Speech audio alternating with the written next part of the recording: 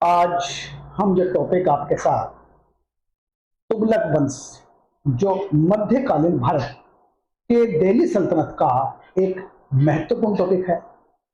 तुगलक वंश को हम पूरा डिस्कस करेंगे आपको जो है। अब देखिए तुगलक वंश का जो समय है वो है 1320 से लेकर 1412 ईस्वी तक है। यानी कि मतलब समझिए आप जो है ये हमारा तुगलक वंश है। मतलब देखिए अब देखिए तुगलक वंश के 3 सुयोग्य शासक हुए, जिनमें देखिए है ग्यासुद्दीन तुगलक, जिनका जो समय है 1320 से लेकर 1325 तक। उसका पुत्र जो है मोहम्मद बिन तुगलक 1325 से 1351 ईस्वी तक, और उसका भतीजा फिरोज शाह तुगलक या फिरोज तुगलक 1351 से 1388 तक शासन किया। इनमें से प्रथम 2 शासकों ने लगभग संपूर्ण देश पर शासन किया। फिरोज तुगलक का साम्राज्य छोटा था, तो भी यह लगभग उतना ही बड़ा था जितने पर अलाउद्दीन खिलजी ने शासन किया था। और फिरोज तुगलक के मरणोपरांत दिल्ली सल्तनत विघटित हो गया और उत्तर भारत कई छोटे छोटे राज्यों में विभाजित हो गया था। यदि तुगलक शासकों ने सन 1412 ईस्वी में या 14 से 12 ईस्वी तक शासन किया, यदि सन 1398 ईस्वी में तैमूर द्वारा दिल्ली पर आक्रमण को तुगलक साम्राज्य का अंत माना जा सकता है। मतलब समझिए तुगलक शासकों ने सन 1412 ईस्वी तक शासन किया, यद्यपि सन 1398 ईस्वी तक तैमूर द्वारा दिल्ली पर आक्रमण को तुगलक साम्राज्य का अंत माना जा सकता है। देखिए हमारा जो है शासक है ग्यासुद्दीन तुगलक।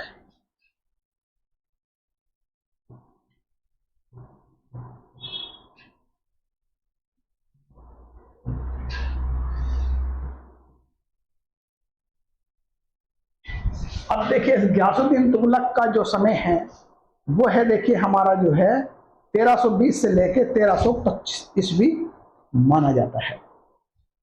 एक हमारे विद्वान हुए हैं जिनका नाम है फरिश्ता।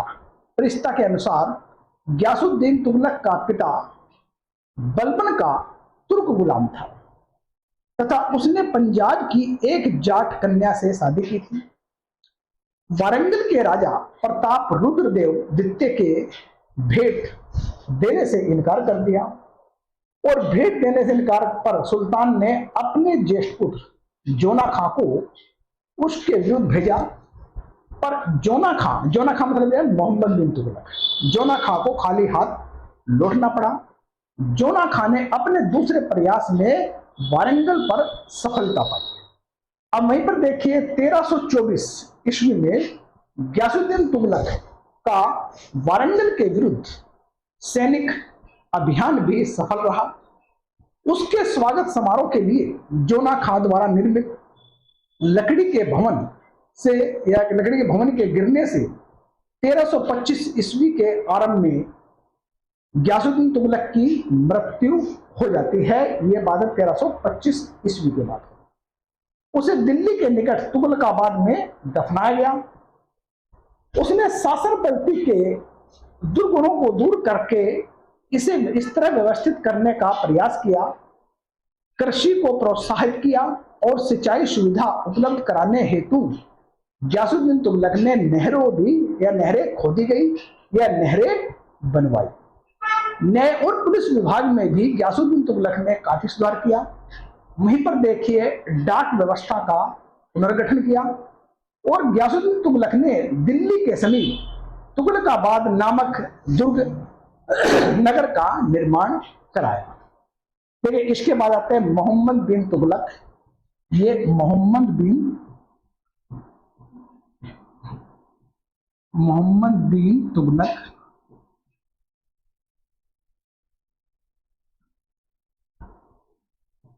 अब मोहम्मद बिन तुगलक का जो समय था वो 1325 से 1351 ईस्वी तक था। 1325 ईस्वी में ग्यासुद्दीन तुगलक की मृत्यु के पश्चात उसका ज्येष्ठ पुत्र यानी जोना खान ने अपने को मोहम्मद बिन तुगलक की उपाधि के साथ सल्तनत या सुल्तान घोषित किया। वह बहुत विद्वान सुल्तान था। साथ ही अपने व्यक्तिगत जीवन में वह उस युग में विद्यमान व्यसनों से मुक्त था। सैद्धांतिक ज्ञान पर आधारित उसकी कल्पनाएं, योजनाएं वास्तविकता से दूर ही रहती थी। दुर्भाग्यवश वह चिड़चिड़ा और अधीर स्वभाव का था, इसलिए उसके अनेक अच्छे प्रयोग असफल रहे और उसे अभागा आदर्शवादी शासक भी कहा गया। यह बात हो रही मोहम्मद बिन तुगलक। मोहम्मद बिन तुगलक ने 1326 ईस्वी में अपनी राजधानी दिल्ली से दौलताबाद ले गया। उसका यह निर्णय सबसे विवादास्पद रहा। यह बात 1326 ईस्वी की थी। अब राजधानी को देवगिरी ले जाकर वह दक्षिण भारत पर बेहतर पकड़ स्थापित करना चाहता था, जो दिल्ली से उसे द्रुह कार्य लगता था। लेकिन यद्यपि परेशानी राजधानी के देवगिरी जाने से उत्तर भारत पर नियंत्रण रखने में भी हुई। सुल्तान के साथ अनेक पदाधिकारियों, सूफी संतों और अन्य मुख्य लोगों को भी देवगिरी जाने का आदेश दिया।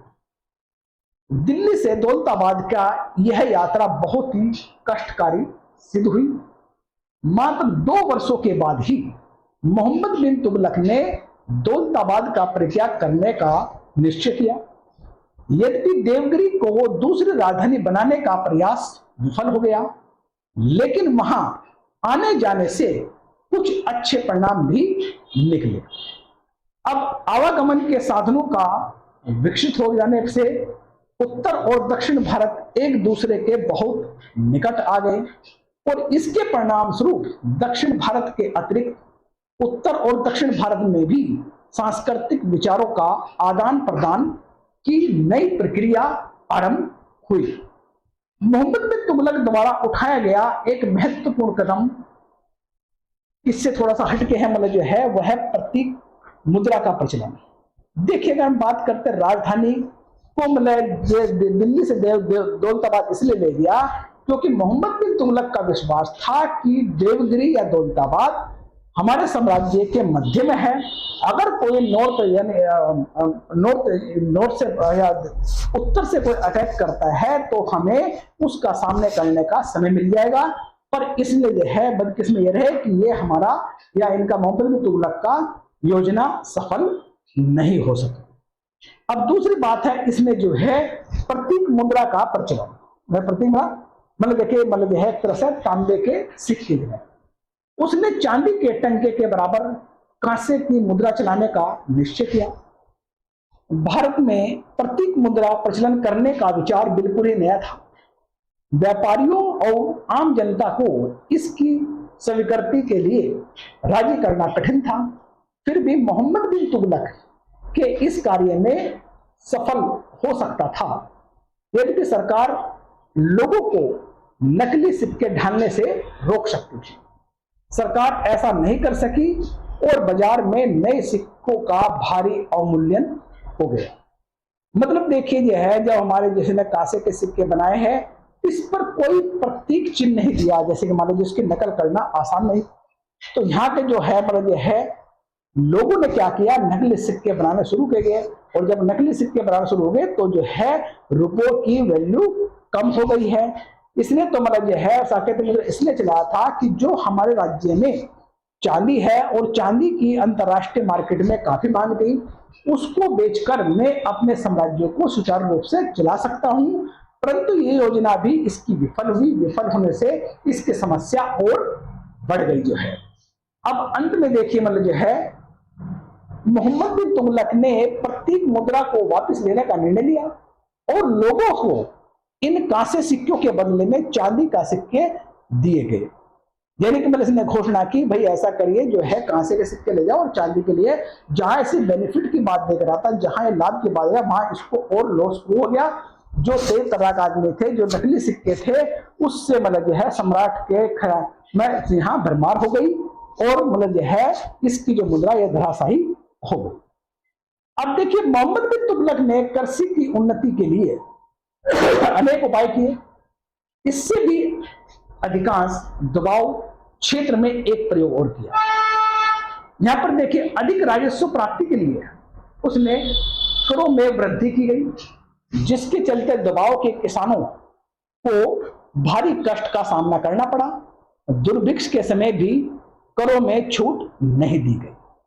अब देखिए यह है जिस समय जिसको घाटा होता जा रहा था तो उसका दूसरा प्लान बना है दबाव क्षेत्र में करों में वृद्धि। देखिए जितना कर में इसने वृद्धि की थी इससे पहले यह एक्सपेरिमेंट अलाउद्दीन खिलजी के समय में हो चुका था। अलाउद्दीन खिलजी ने भी मतलब जो है 50% तक लगान वसूल किया।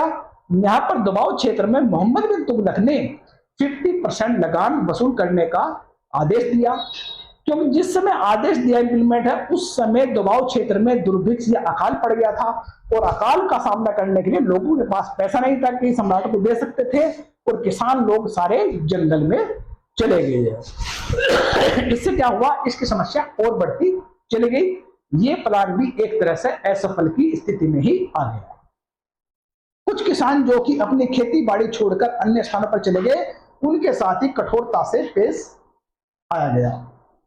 वहीं पर देखिए मोहम्मद बिन तुगलक के लिए अमीर वर्ग भी समस्या बन गए थे। यह वर्ग विभिन्न वर्गों के लोगों के सम्मिश्रण से बना था।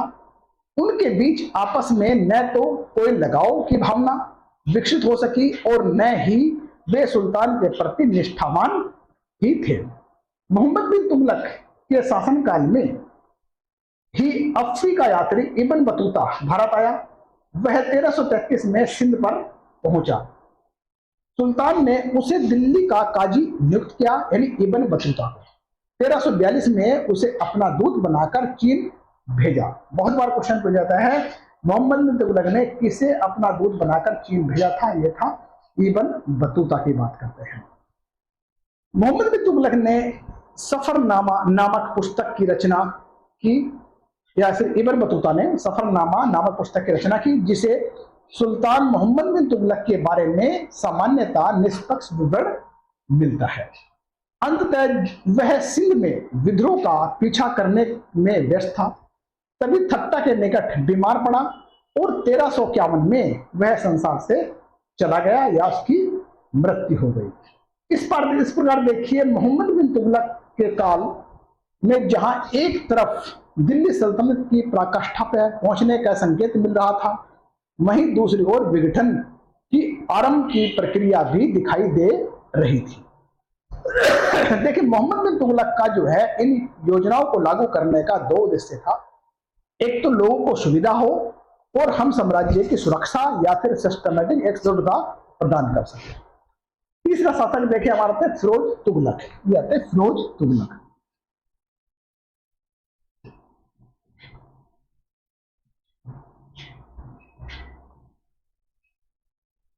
अब फिरोज तुगलक जी का शासन काल था वो था 1351 से लेके 1388 तक था। मोहम्मद बिन तुगलक की मृत्यु के बाद उसका चचेरा भाई फिरोज शाह तुगलक दिल्ली के सिंहासन पर बैठा या दिल्ली का सुल्तान बना। उसे गद्दी संभालने के बाद मुख्य रूप से दिल्ली सल्तनत के विघटन को रोकने की समस्या का सामना करना पड़ा। उसने अमीरों, अध्यात्मवादियों और सेना को शांत करने की नीति अपनाई। उन्हीं क्षेत्रों को अपने अधिकार में रखा जिन पर केंद्र से सुविधापूर्वक नियंत्रण रखा जा सकता था। फिरोज शाह तुगलक ने आदेश दिया कि जब भी किसी भी सरदार की मृत्यु हो जाए तो उसके पद और इक्ता पर उसके पुत्र को अधिकार होना चाहिए। देखिए इसने इक्ता पद इसको जो है वंशानुगत बना दिया था। उसने वंशानुगत सिद्धांत को सेना में भी लागू कर दिया। फिरोज शाह तुगलक ने अपने को सच्चा मुसलमान शासक और अपने राज्य को सही अर्थों में इस्लामी राज्य बताकर अध्यात्मवादियों का समर्थन प्राप्त करने का प्रयास किया। इसी के तहत ही जजिया एक अलग कर बना दिया गया जो पहले भू राजस्व का ही एक भाग होता था। उसने अमानवीय घृणास्पद राजाओं या सजाओं को जैसे चोरी, अन्य अपराधों के लिए हाथ, पैर, नाक आदि काट लिए जाने बंद कर दिए। वहीं पर जो है निर्धनों के लिए चिकित्सा के लिए चिकित्सालय बनाए गए। निर्धन वर्ग के लोगों की लड़कियों की शादी के अवसर पर आर्थिक सहायता प्रदान करना शुरू किया। फिरोज शाह तुगलक सार्वजनिक निर्माण में या सार्वजनिक निर्माण के कार्यक्रमों में भी रुचि लेने लगा या रखता था। फिरोज शाह तुगलक ने जौनपुर, फिरोजपुर, फतेहाबाद और हिसार फिरोज श्री के नगर का भी निर्माण कराया था। फिरोज ने कुछ नहरों की खुदाई कराई और पुराने नहरों की मरम्मत भी कराई। इन नहरों का उद्देश्य कृषि और नए नगरों के लिए पानी की व्यवस्था करना था या पानी उपलब्ध कराना था। उसके काल में संगीत, चिकित्सा और गणित के संस्कृत ग्रंथों को फारसी में अनुवादित कराया गया। फिरोज ने आत्म कथनात्मक कृति फतुआते फिरोजशाही भी महत्वपूर्ण है। उसी के शासनकाल में बर्नी और अफीम ने फिरोज के नाम पर अपने प्रशंसनीय ऐतिहासिक ग्रंथों की रचना की और 1388 ईस्वी में फिरोज तुगलक का देहांत हो गया और तुगलक वंश का अंतिम शासक नसरुद्दीन महमूद, जो 1394 से 1412 तक शासन किया। देखिए इसका अंतिम शासक कौन था? नसरुद्दीन महमूद।